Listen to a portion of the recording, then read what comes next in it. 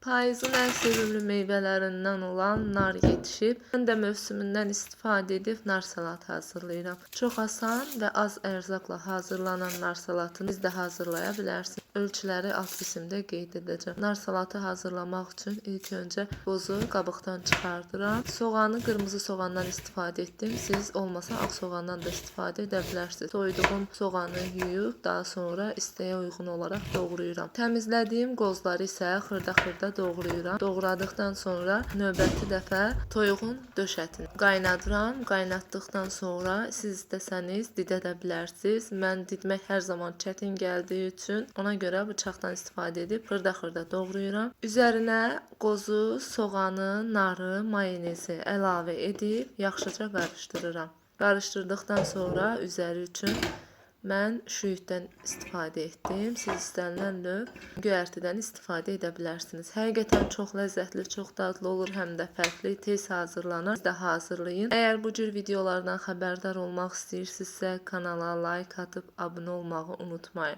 Əgər video sizin üçün yararlı gəldisə, videonu bəyəndiysəniz videoya like atmağı unutmayın. Bəyən tuşundan istifadə etdikdən sonra yorumlarınızı şərhlərdə bildirə bilərsiniz. Təkliflərinizi, kanalda hansı videoların daha çox olmasını bildirmək üçün şərhlərdən istifadə edə bilərsiniz. Hər birinizin şərhinə böyük məmnuniyyət hissi ilə cavablandırmaq mənim üçün xoşdur. İzlədiyiniz üçün təşəkkür edirəm. İnşallah ki, yeni videolarda görüşənədək hələlik.